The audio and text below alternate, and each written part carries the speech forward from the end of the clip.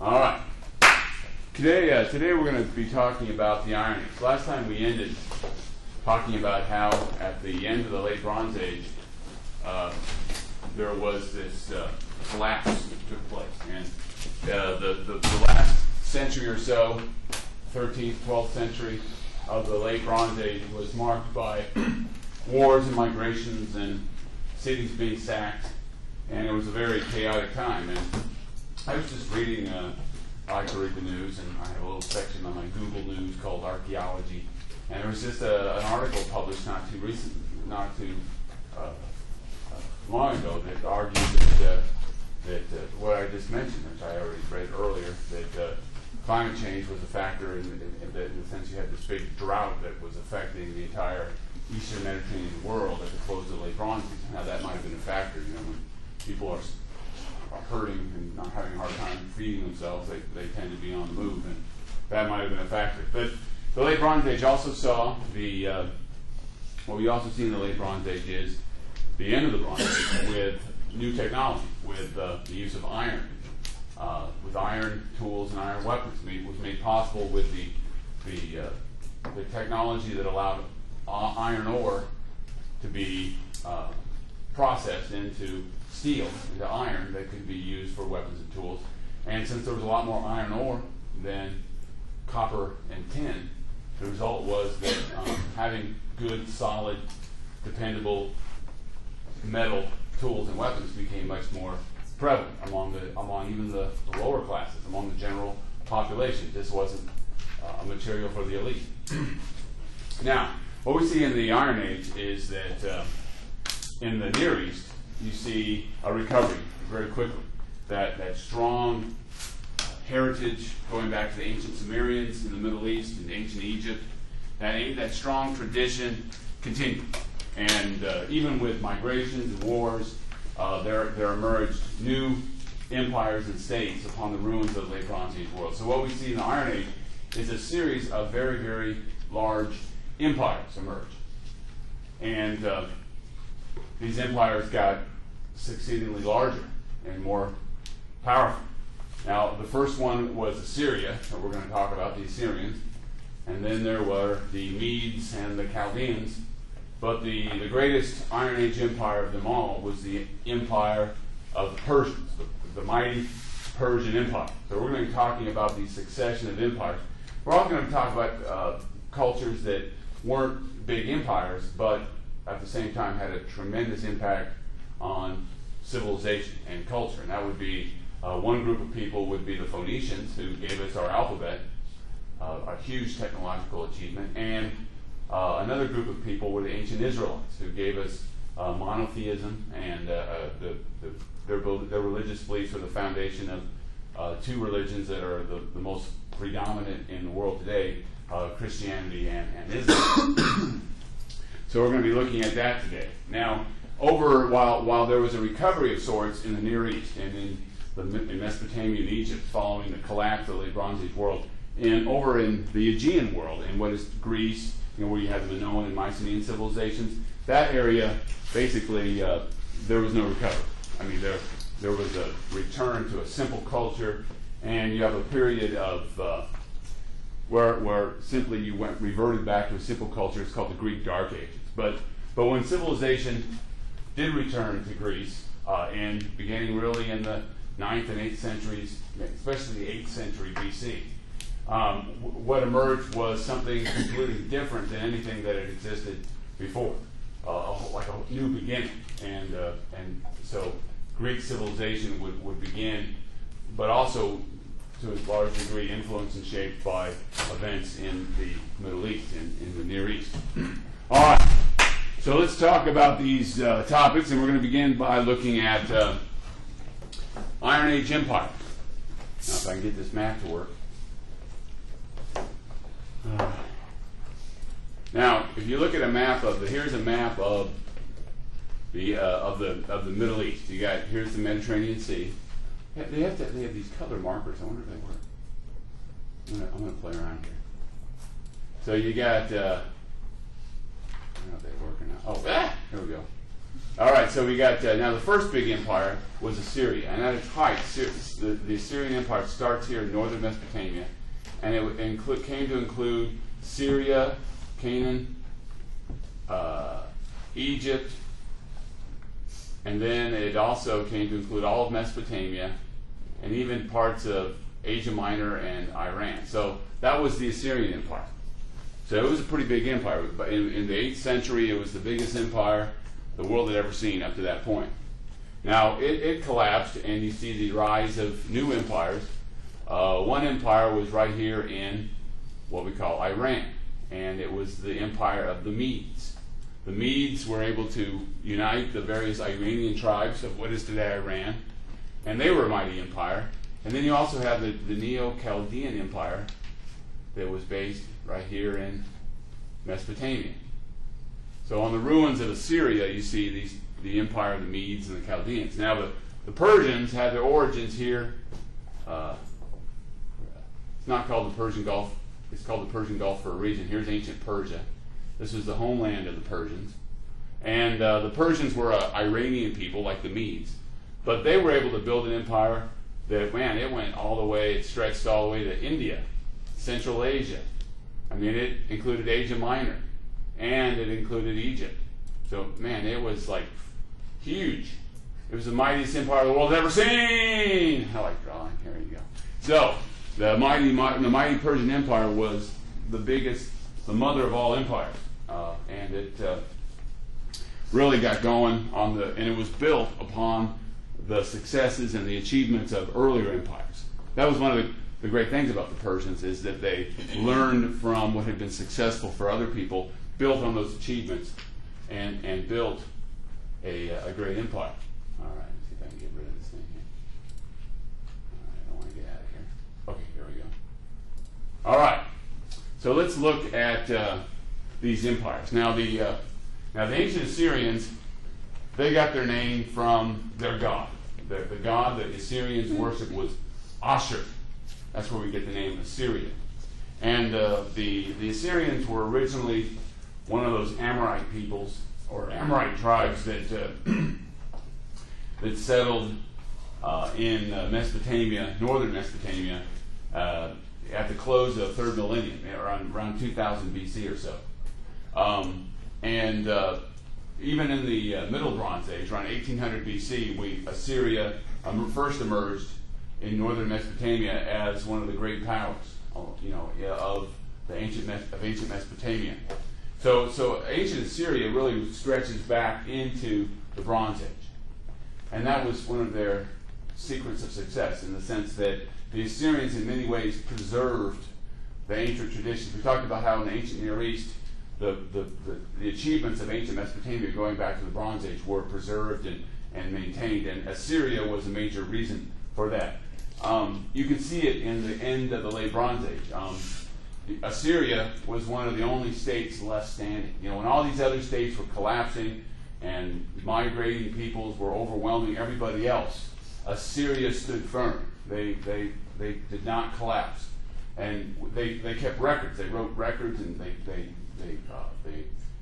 put on their temples. The kings recorded their achievements, and we hear a lot about Tiglath-Pileser I. He was one of these Assyrian kings, and he was always at war. He was fighting Hurrians and all these other tribes, Aramaeans. I mean, basically, Assyria was under siege, and he was always remembered as a great Assyrian king because of the fact that when all was breaking loose and everything was collapsing around them, Assyria stood firm. Now the thing about the Assyrians is that by sticking to their guns and remaining standing and firm, they preserved ancient traditions of the ancient Near East going back centuries.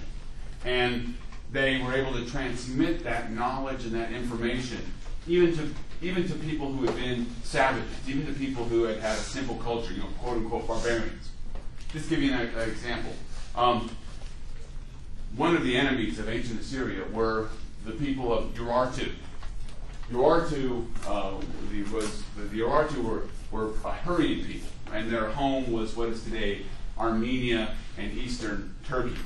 And we hear even in the days of Tiglath-Pileser that the people of Urartu were these tribes were always attacking and pillaging. They were from the mountains. They were mountain people. And they were always pillaging and attacking the Assyrians, and they were a big enemy. Well, you see, what happened was that over time, through wars and contact with the Assyrians, the kings of Urartu adopted much of the culture of ancient Assyria for themselves. I mean, they continued to worship their ancient gods, but in terms of their technology, their writing system, their methods of ruling, they took their cue from ancient Assyria. In fact, during the 8th century, during the 9th century, in the 800s BC or so, Assyria went through a bit of a downtime. There was a period of weakness in Assyria toward the end of the 9th century and early 8th century because of civil wars and struggles for the throne between conflicting claimants. And ancient Urartu was able to take advantage of this weakness, this temporary weakness in Assyria, and for a while, Urartu was a great power. But they were a power that had adopted the culture and the civilization in many ways of ancient Assyria. And just to give you one of their great kings was King Minoan. Just to give you an example of how they adopted and adapted from ancient Mesopotamia. Ancient King Minoan, one of the things he did was that he built a great canal and irrigation works. He wanted to. There's a great in Armenia today. There's a lake called Lake Van, and he wanted to extend water to help agriculture. And he built a canal to bring water from Lake Van to outlying areas, and it was based on ancient Mesopotamian technology and all that. And he as a testimony of his greatness as a king, he built this canal to bring water and better fertile fields to his people. And that canal still works today. That's pretty amazing. Thousands of years later, that canal, people still use that canal in ancient, what is today Armenia. But anyway, so I mention all this just because that was one of the secrets of the Assyrians, is that even their enemies adopted what the ancient Assyrians gave to them. They preserved ancient traditions and transmitted those traditions to surrounding peoples. Now, eventually, the Assyrians got their act together. There was a king, and in the Bible, his name is King Pul, and it's believed that he was actually one of the governors of Assyria who was able to defeat all of his rivals and assume the throne around 745 BC. And when he assumed the throne, he assumed the name of one of the great kings of the Assyrian past, Tiglath-Pileser. So he was known to history as Tiglath-Pileser III. You see a picture there. And he began a series of kings who were able to unite the Assyrians and build this great empire that extended throughout Mesopotamia into Iran, at least western Iran, and all the way into Egypt and Assyria and all that. And like one of the kings, Sennacherib, who reigned around 705 BC, he decided to build a whole new capital for this mighty empire. He built the city of Nineveh, and he built this huge palace. You can still see the palace today, the ruins of it. This huge palace. Nineveh was one of the wonders of the world when it was built. It had one of the world's first zoos in it. Attached to the palace was a zoo. He collected animals from all over the empire, to show off how vast and great and diverse the empire was. He built gardens, massive gardens, for the benefit of the royal family and for the court. His successors put together one of the world's first libraries. They collected a library of all. This is where they collected all the great literature going back to ancient Sumer. The Epic of Gilgamesh was preserved and was one of the classic works in the library of the Assyrians. So the funny thing about the Assyrians was that you have this strange mixture. They were patrons of the arts. They built a library. They built zoos. They had one of the great cities of the world. 80,000 people, they think, lived in Nineveh at its height. They built huge, gigantic temples, ziggurats in honor of their gods. So they had this great tradition of a culture that goes back centuries.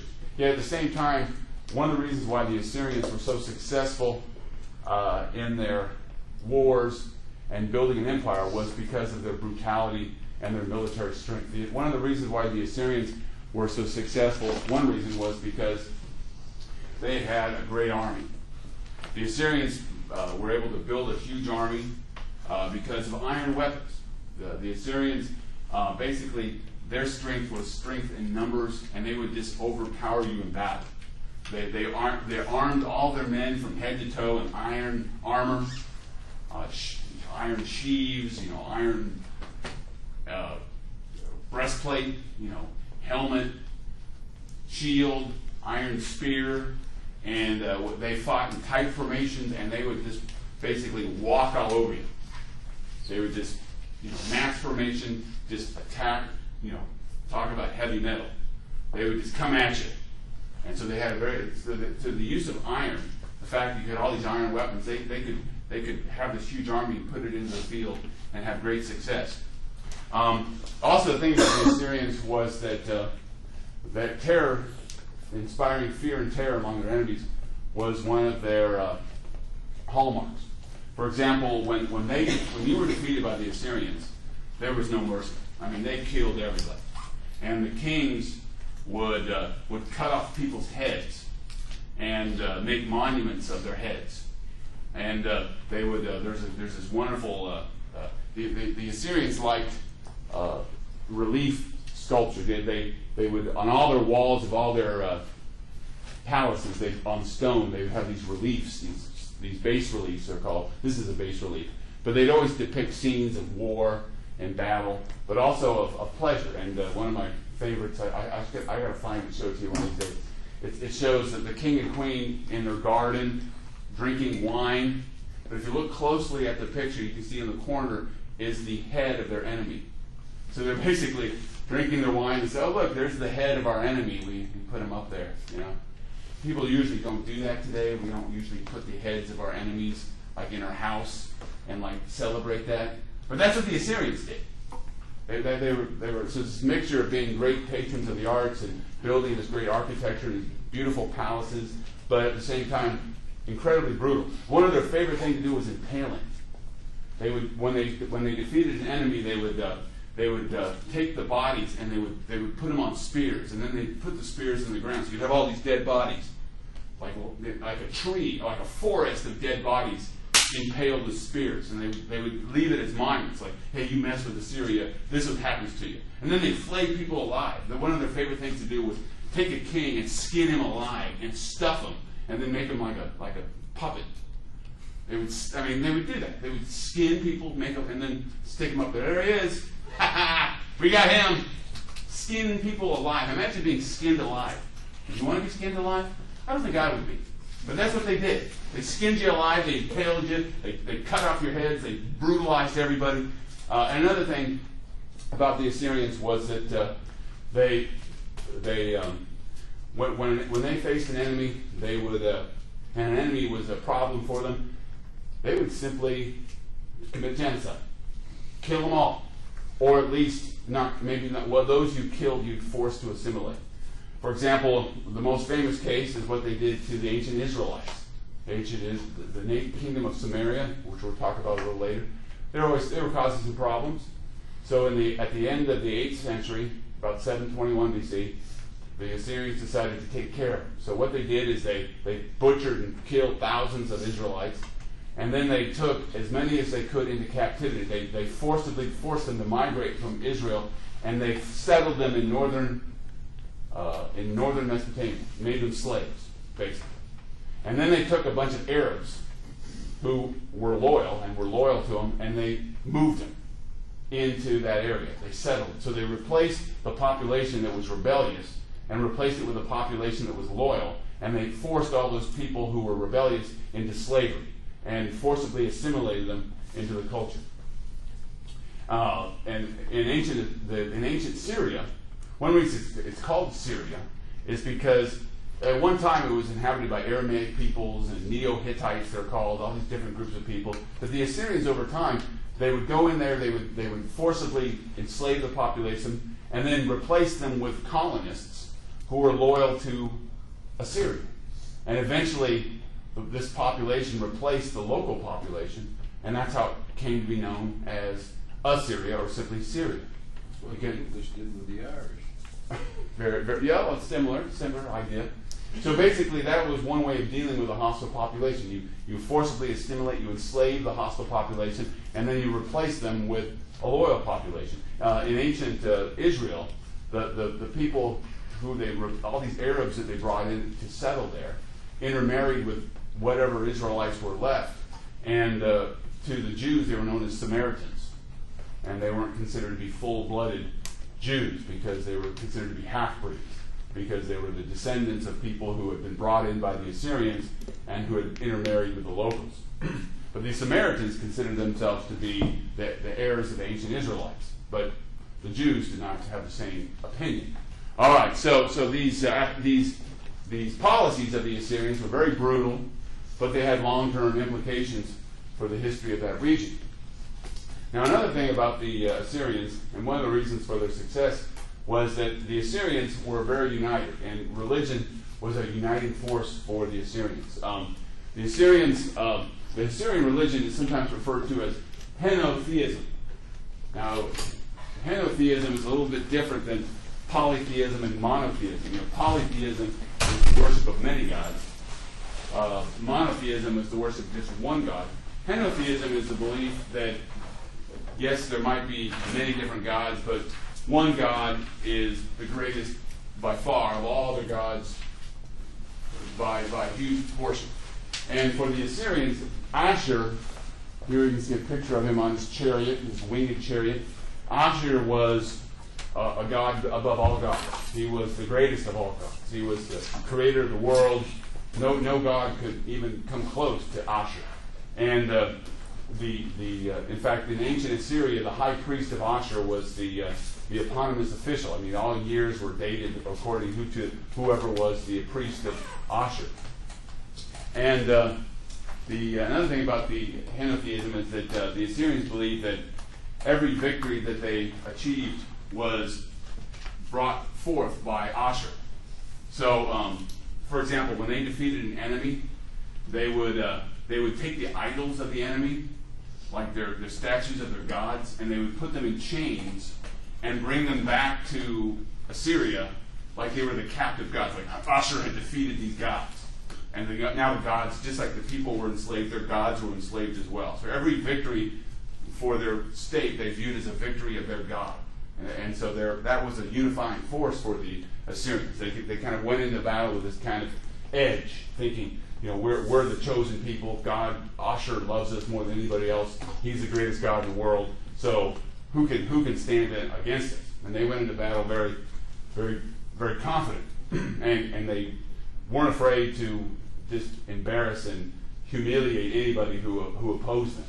And they did so by showing disrespect to their gods. Now, the thing about the Assyrians was that this kind of policy of just brutality and cruelty and staring at all their enemies, it did have ramifications. And eventually, when the empire of the Assyrians fell, it fell hard. Now, what happened was that to the north of Assyria, in Central Asia, there were a people called the Scythians. And the Scythians were, they made the Assyrians look like peace-loving hippies. The Scythians were Iranian people who lived in what is today southern Russia, Ukraine, and extended they wandered the plains of Central Asia all the way to what is today China.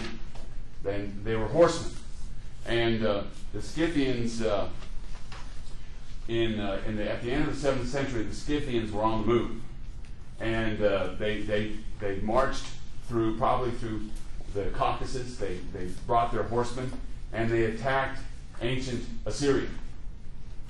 And when they attacked, they were joined by peoples who were rebelling.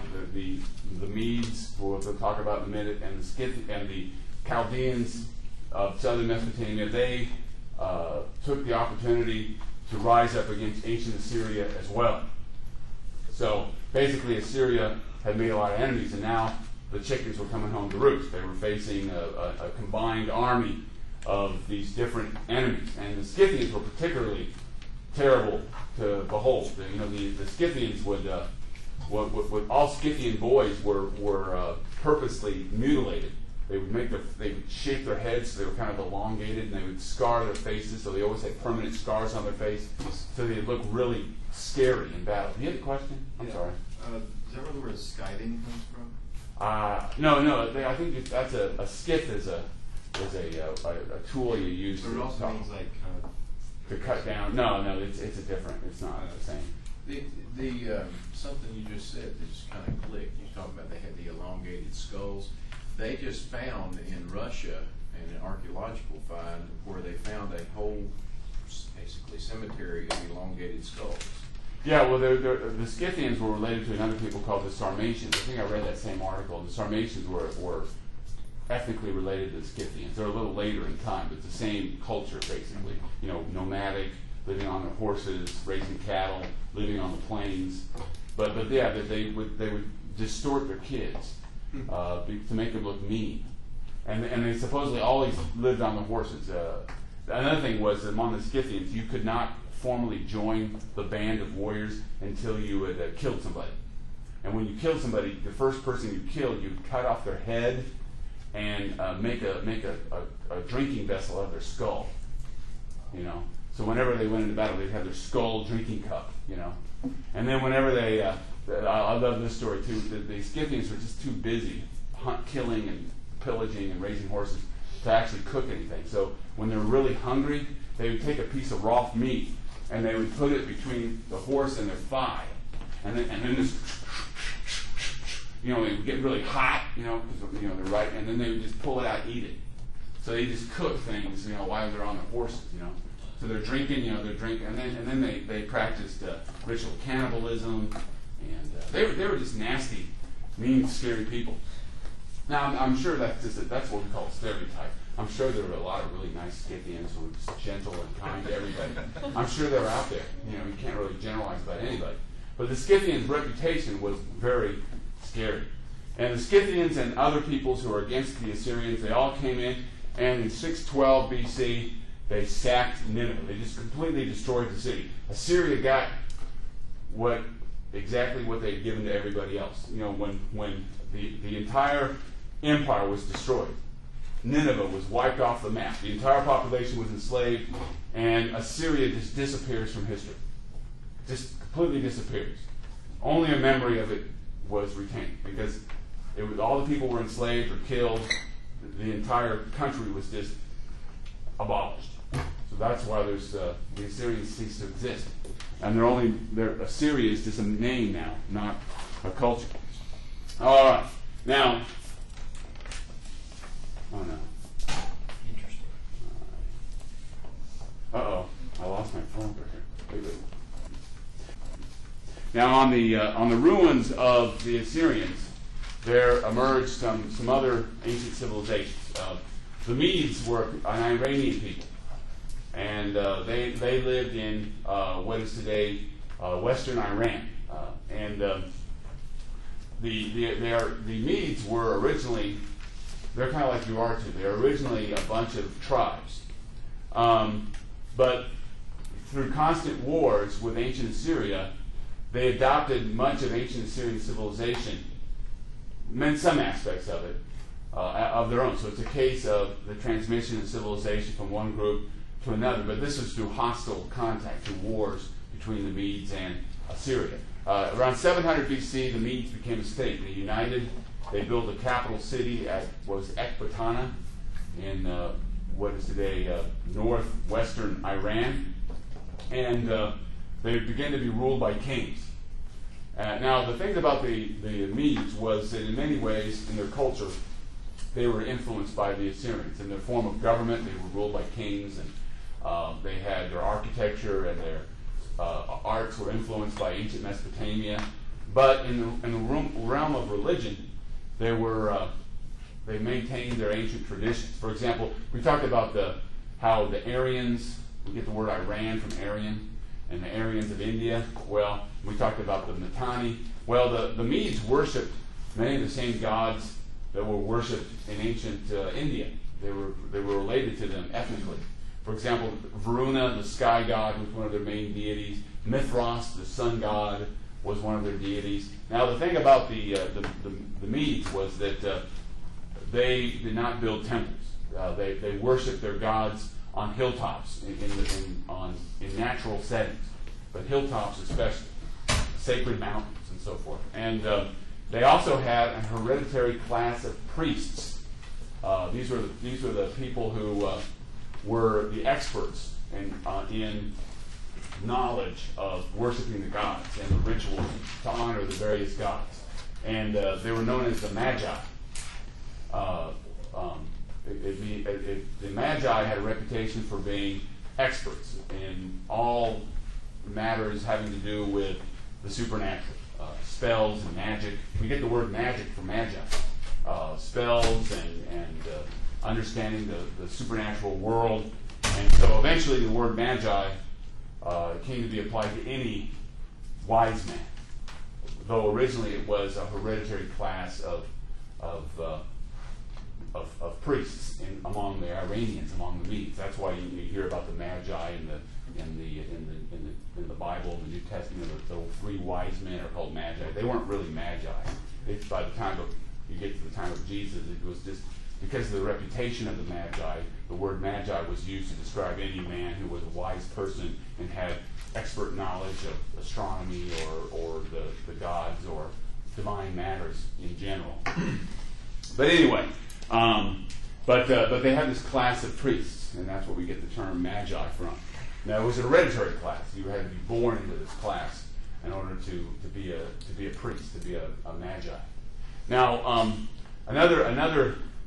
Now, when the Assyrian Empire fell, the Medes emerged as one of the great powers in the ancient world. So the Medes had a pretty expansive empire, and the king of the Medes was able to unite all the different Iranian tribes under his control and assume the title of King of Kings.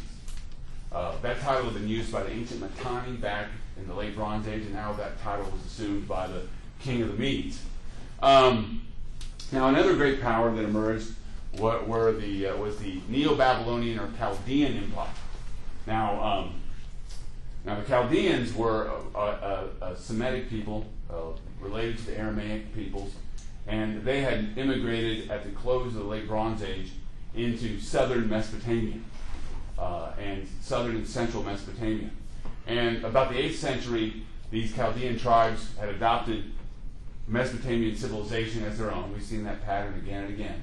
And by the end of the 7th century, they had made Babylon their capital. The ancient city of Babylon was captured by the Chaldeans, and the Chaldeans ruled it. One of the great kings of the Chaldeans was Nebuchadnezzar, and when he was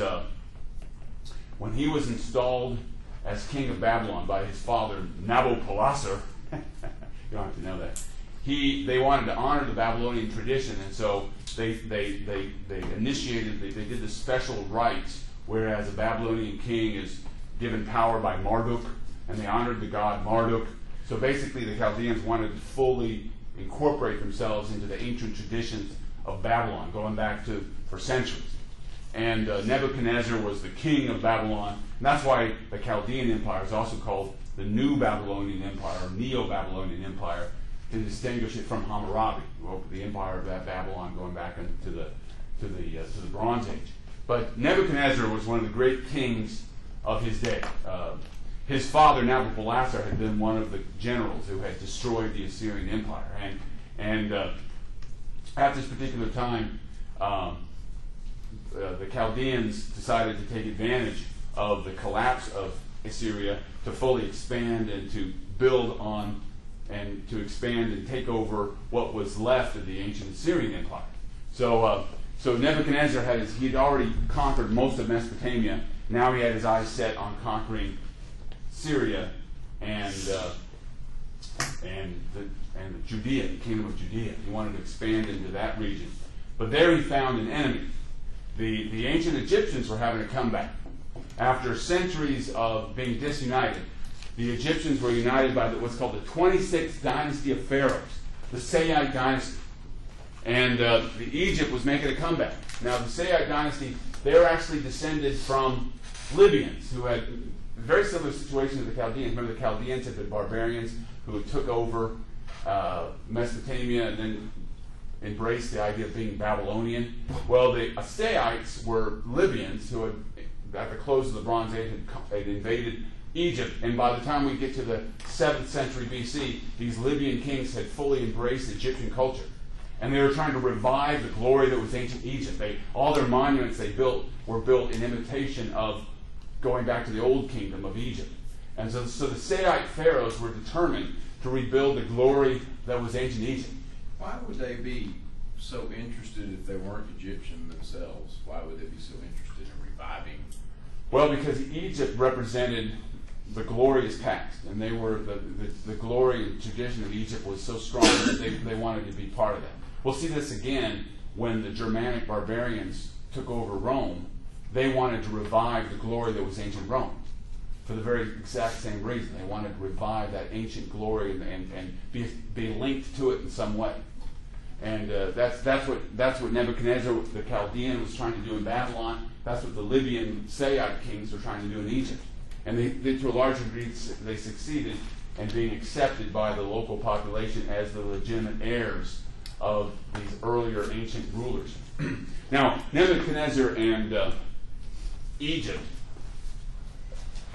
Babylon and Egypt went to war with each other, and unfortunately, as we'll see when we talk about Judea, the Jews got in the way of this war. They were kind of caught in the middle between this struggle of superpowers between Egypt and Babylon, and they chose the wrong side.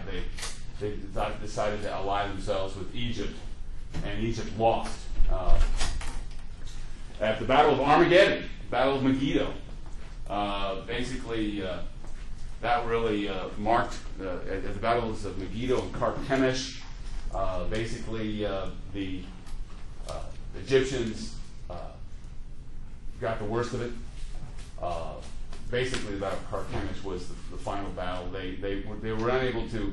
Well, first of all, the Egyptians were able to defeat Judea and force Judea to recognize a vassal king of Egypt. But then in the end, Egypt was defeated at Carchemish, and that was the end of that. And basically, Babylon took over the entire region. So in the battle of superpowers, Egypt lost, Babylon won, and the empire of Nebuchadnezzar extended all the way from Mesopotamia into Syria and Canaan, or what is today Palestine. All right, now both the empires of the Chaldeans and the empire of the Medes. All right, both of these empires were wiped out and succeeded by the mighty Persian Empire. Now, the Persians, like the Medes, were Iranian. They are an Iranian people. We talked about how their homeland was near what is today the Persian Gulf. Now, what had happened is that during the wars fought by the Assyrian Empire, the Assyrians had decided to take care of Elam. Now, Elam was an ancient civilization going back to the Bronze Age. And about the middle of the 7th century, the Assyrians decided to wipe out Susa and crush the Elamites, and they did. But when they did that and enslaved the population and brought them back into captivity, that left an opening. The Iranian Persians, seeing Elam destroyed, they just kind of moved and settled into this ancient region, and it was called Anshan, ancient Susa. So this area was occupied by the Persians after the Elamites were defeated. So now eventually the king of Anshan and the ruler of the Persians was King Cyrus. Now Cyrus originally was a vassal to the king of the Medes. So the Persians were one of the many Iranian tribes, Iranian peoples, that were subject to the rule of the Medes.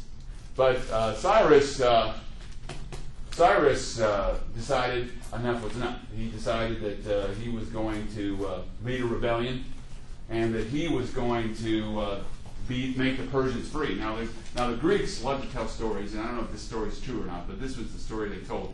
One day, Cyrus got together all of his army. He said, okay, today I want you all to go out there, you're going to dig ditches. And that's all you're going to do. You're going to dig ditches from sunrise to sunset, right? And that's all they did. They dug ditches. And they hated it. It was a lot of hard work, right? And then the next day he said, today we're going to feast. We're going to drink wine, we're going to eat meat, we're just going to have a big old barbecue, big old party. And they did that all day.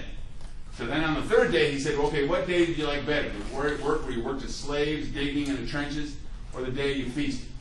No, we like the day we feasted. He said, if we conquer the world, we'll feast every day! And they're like, yeah, woohoo! So let's go kill people and feast, baby! And they're all like excited. So I don't know if that story is true, but that's what the Greeks said. And he got his people all pumped up to go out there because the idea was we're going to kick everybody's butt, and then we're going to live off their food. We're going to live off them and feast every day.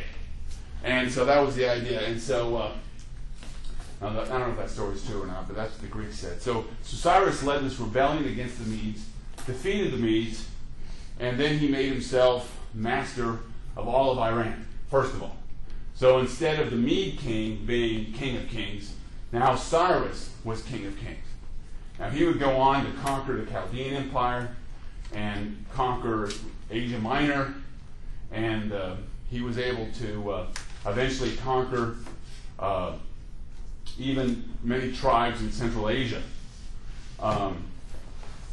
In fact, he died in battle. There was a great story. I don't know if it's true or not, but this is what the Greeks said. He was fighting against the Scythian tribe in what is today probably would be like Uzbekistan in Central Asia.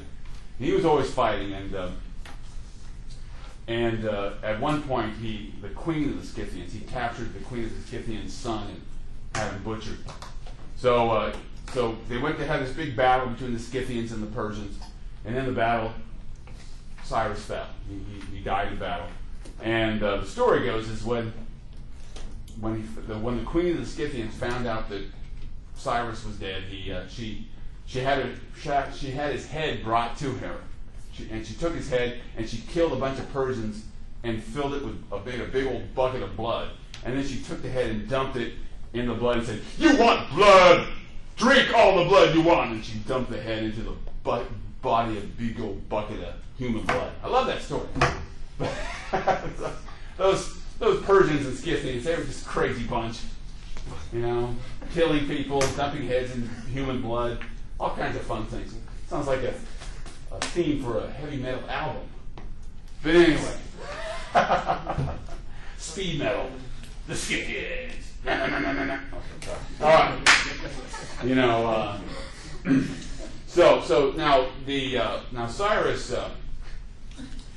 Now Cyrus died in battle, but the guy who really put the Persian Empire on a road to organization and long-term success was Darius.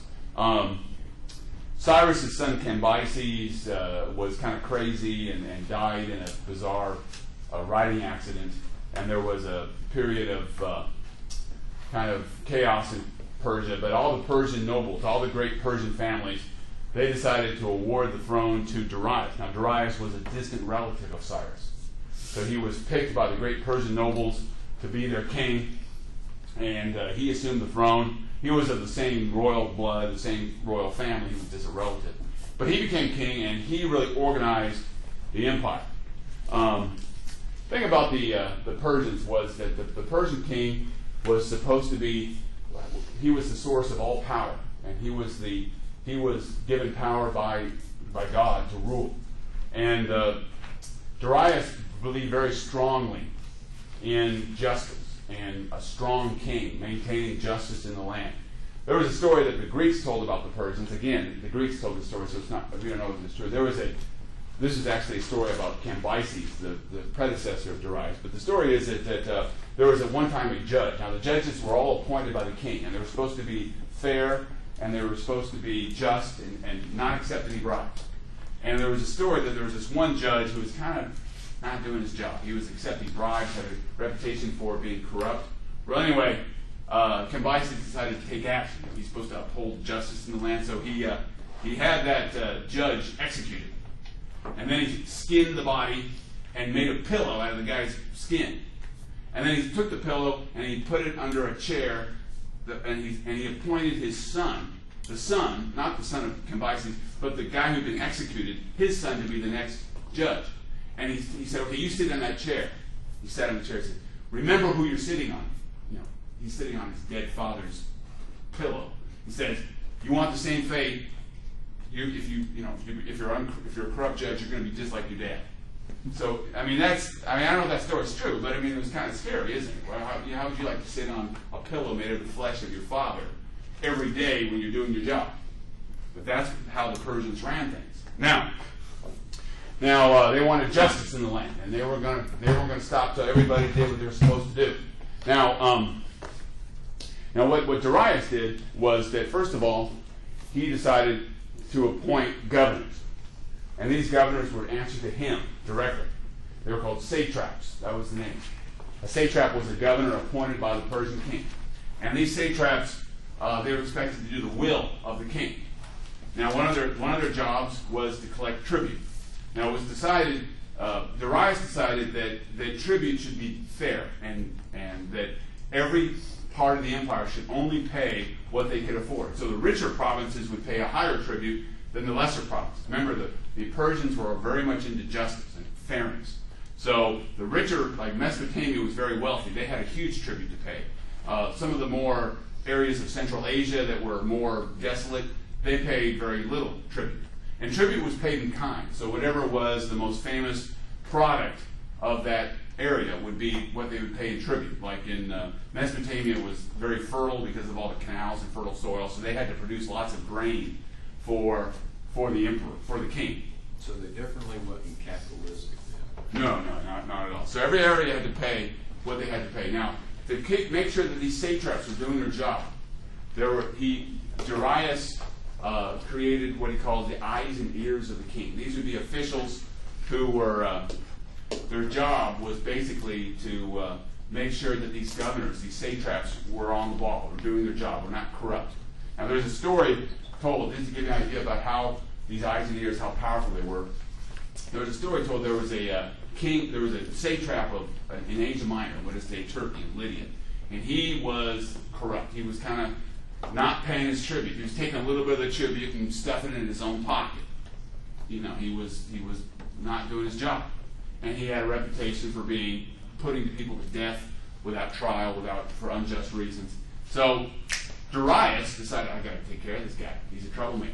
So the story is that he sent one of his eyes and ears, one of his trusted eyes and ears, to that court, to that governor, and the governor's not knowing what's going on. He welcomes that guy. He says, "Oh, welcome," and the appointee of the king, the eye and ear of the king, he says to all the soldiers, "This guy is an enemy of the king," and the men just turn around and kill the guy, just because this guy's the representative of the king. When he says kill, they kill. So this governor was thinking he was all hot stuff, but when the eyes and the ear, when one of these officials showed up and said, "Take care of this guy," they took care of business, and they executed him right there and then. So these were the eyes and ears of the king. They represented the king. Their job was to make sure that everybody was on the ball. Another thing about Darius was that he created a system of roads. He wanted roads and courier system so that he built a great road that extended from Persepolis, the capital that he built, all the way to the Aegean, the royal road as it was called. And he set a system of couriers so that news from the central system, from the king, could be sent to the most distant parts of the empire very quickly. So Darius was very good at setting up a very well-organized, powerful state that was very efficient. He also built Persepolis. It means the city of the Persians. He built a great capital with a big palace, and it was we have the cuneiform tablets from Persepolis, which show kind of an idea of all the vast wealth of this empire. For example, we know from these tablets that the highest ranking officials of the king all received massive amounts of goods as payment for their services in kind. Like they were paid in beer, they were paid in wine, they were paid in grain, and they were paid in gold and silver as well. And the palace in Persepolis, they brought in craftsmen from all over their empire. So they had Greeks and Indians and people from Mesopotamia, all these different groups of people. And so Persepolis was a city of very, very, very diverse. You know, the palace and its area had represented artistic and crafts traditions from all over this empire. So it was by far the most magnificent, most powerful empire the world had ever seen. Now, another thing about the Persians, and one reason why they had a lot of success over time, was because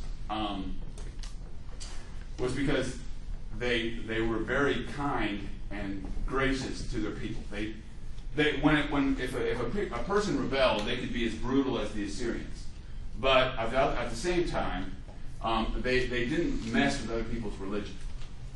They basically their attitude was let's not mess with other people's faith. Let's honor their deities.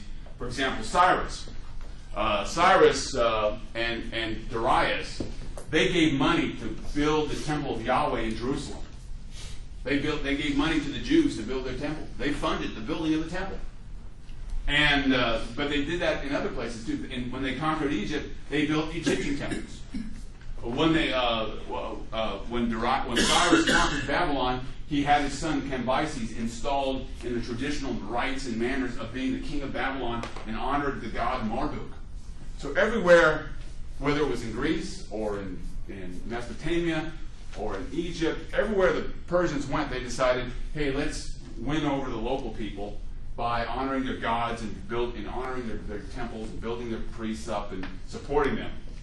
And this built a lot of goodwill for the Persians. Another thing that people liked about the Persian rule was the fact that they didn't ask too much from you. I mean, they didn't go in and say, give us everything. They based the taxes on what they felt was fair and what people could afford to pay.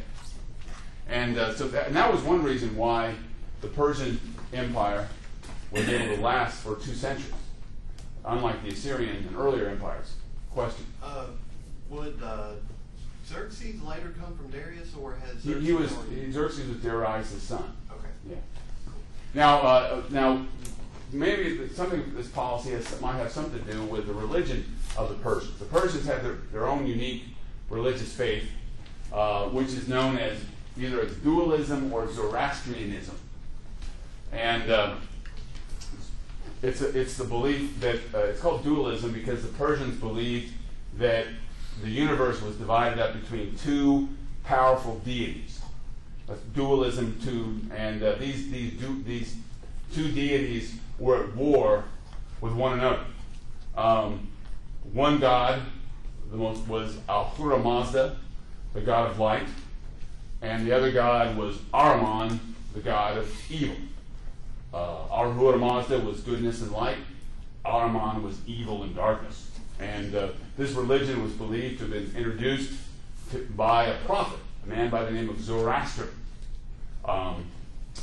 whose homeland, believe it or not, was what is today Afghanistan, and according to tradition.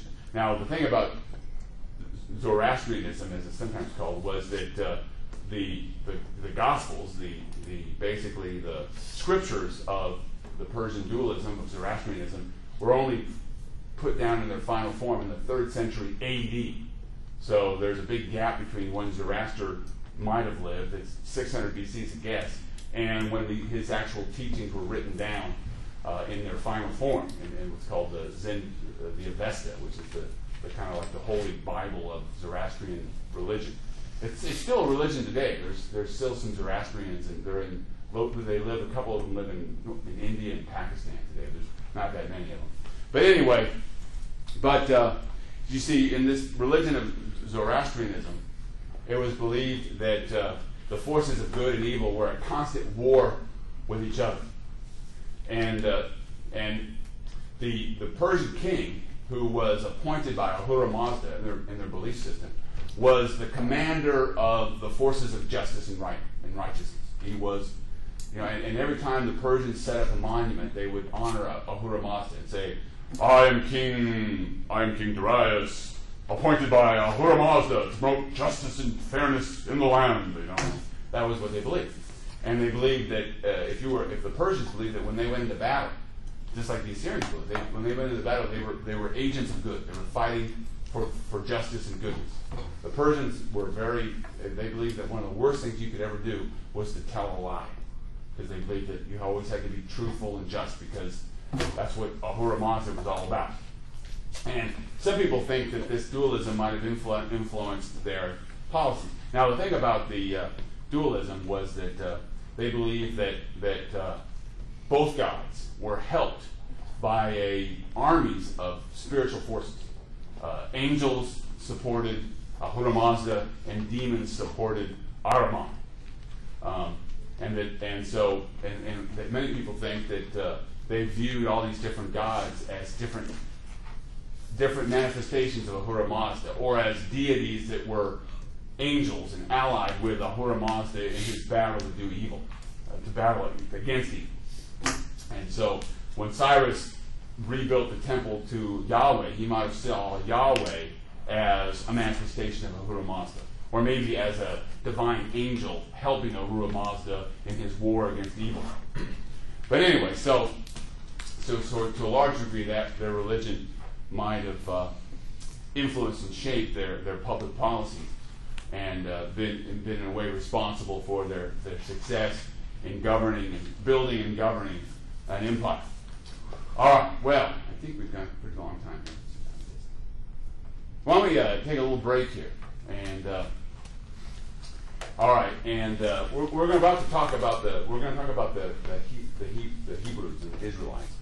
And what I want you guys to do in your groups, first you take a little break, and we go to the bathroom, stretch, do some jogging, do some calisthenics. I'm joking.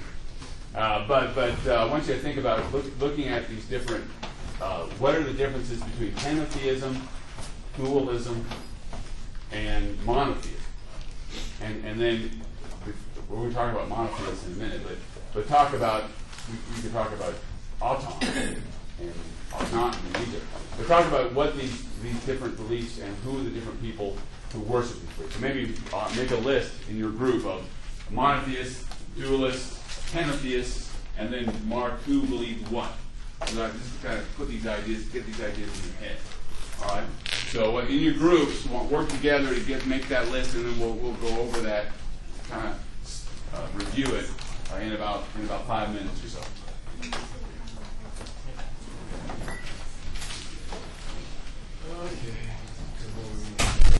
All right, guys. What do you guys got? Let's do group 4. Where's group 4? All right. What do you guys got? It seems like you get some condensing of the religions over time. You start with polytheism, where you've got many gods, and Who would be a to some polytheistic? degree equal. Who would be a polytheistic society? Well, the early Mesopotamian Sumer? civilizations, Egypt. There you go. Then you get into the Hinduism, where you've got the Assyrians, and they've still got the different I gods. mean, henotheism. Yeah, but they raised one god above the others, which Right. was with the Assyrians. Assyrians, Asher. Yeah, Asher, Assyrians. Yeah, that's a good way to remember it. And then you get dualism, which is almost condensing it more. You get where instead of having this pantheon of gods, you get good and evil aspects. That's right. And then monotheism condenses it even more to where you've got one god. One guy. All right. And then who would be before we're going to talk about the Hebrews in a moment, but who would be before the Hebrews, who would be an example of a monotheistic religion that, didn't work well? Akhenaten. He didn't take. Monotheism did not take with the Egyptians. They tried it.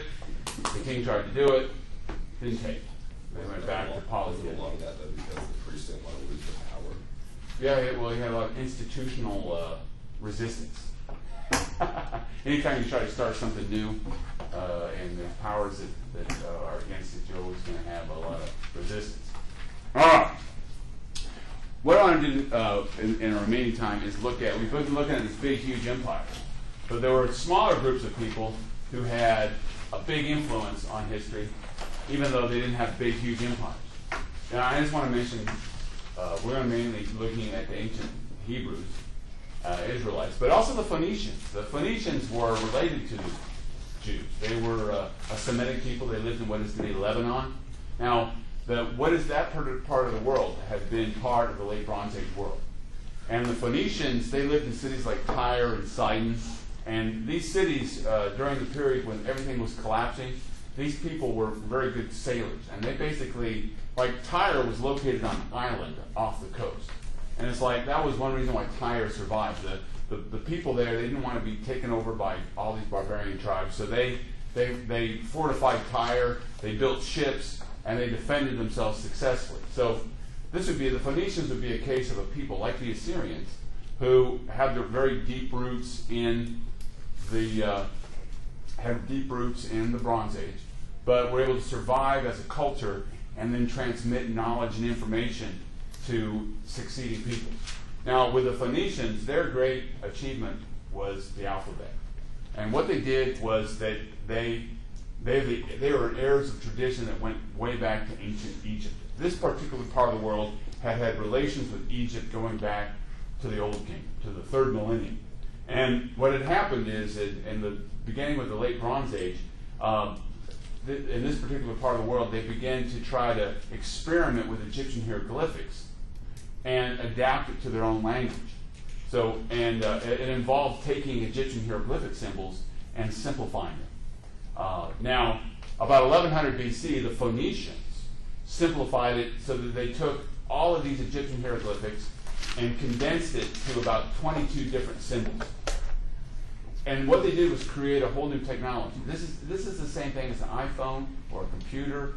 An alphabet is technology. It's a way of transmitting information through symbols. And the beauty of the Phoenician alphabet was its simplicity. So it took remember, the Egyptian hieroglyphics were very, very complex. You had to be a scribe from a young age to learn all the different symbols. So Egyptian hieroglyphics were very, very complex, and you had to have specialists who knew how to do it. But the Phoenician alphabet, I mean, it was the product of many centuries of development. But by 1100 BC, they got this alphabet that was so simple that you didn't have to be an expert, per se, to learn how to read and to write. So you could be like a merchant who just took some time to learn, and you could learn how to read and write. And that was the beauty of it. It's kind of like the equivalent of iron. You know, iron made it so that a lot of people could have access to good, strong metal tools and weapons. The alphabet made it possible that more and more people could now learn to read and write. And that was what it did. And it's probably not a coincidence that the Phoenicians were great sailors and merchants. The Phoenicians were able to build a network of colonies that included all of the Mediterranean. They were sailing as far as Spain. They established a settlement in southern Spain, what is today Cadiz. They established settlements in the south of France and in the islands in the western Mediterranean. They had a network of, the cities of Tyre and Sidon had a network of trading posts that included all of the Mediterranean lands. And it's probably not a coincidence that they also had writing. Because think about it, if you're a merchant, if you could read and you were a merchant, you could keep your own accounts, man. You didn't have to bring a bunch of scribes with you everywhere you went to keep records and all that. You could write up your own contract, right? And when it came to keeping accounts of who had what, you could do it yourself. Or you could have your son do it. Because you had this great communication system, this alphabet that you could use to keep records. And so the Phoenicians were much more better at communicating and keeping accounts and putting together this far-flung commercial empire that embraced the entire Mediterranean.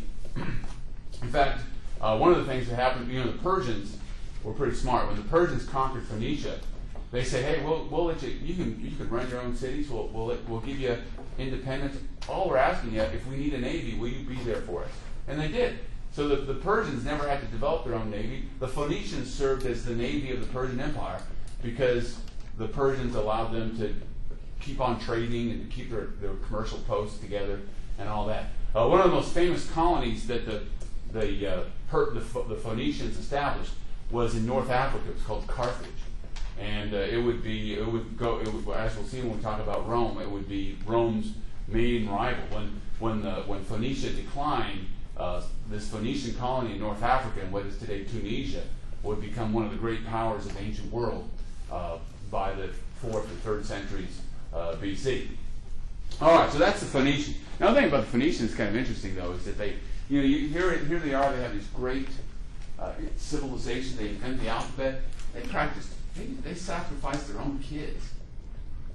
They had practiced human sacrifices, and usually they would kill slaves. But when times were really tough, the great nobles would offer up their own children to be sacrificed to their gods. So Jews did the same thing at one point. they did, but they practiced human sacrifice. And it used to be thought that this was just that these stories of human sacrifice were just a way of the enemies of the Phoenicians making them up. But they found them archaeologically. They found places where they sacrificed. Was it sacrifice to Moloch? That was the Canaanite people did practice human sacrifice, and Moloch was the god of the Ammonites, and it's related to the word Moloch, which means king. But it's a lot of the peoples of the Iron Age peoples of Canaan, Phoenicians, Ammonites, Edomites, Moabites practiced human sacrifice, and we found archaeological evidence that they often involved sacrificing your children. And the kings of ancient Judea did the same thing. You were talking about the great, there being a great navy. Help me recall, perhaps. You remember, wasn't there a archaeological find off the coast of South America that claimed that it was Phoenician in origin, like urns? I don't know. I haven't heard about that, but there could have been. It might have been claimed. But I don't think that's. I know that they even made a Phoenician designed boat to prove that they could cross the ocean. Yeah. Now we know that they probably did circumnavigate Africa, but I don't know if they got as far as America. I mean, there's some people who claim they did. Some people who claim that Phoenicians made it to America. All right. Oh, we only have a couple more minutes, but another group of people, and obviously we ran out of time, but we're going to get to it. Another famous people that had a huge influence culturally was ancient Israel. So what we're going to do next time is we're going to talk about ancient Israel. We're also going to start talking about Greece. What was going on in Greece. Talk about the reemergence of civilization, archaic Greece, and classical Athens and Sparta. We're going to get to that, and we're going to do that on Monday. On Monday.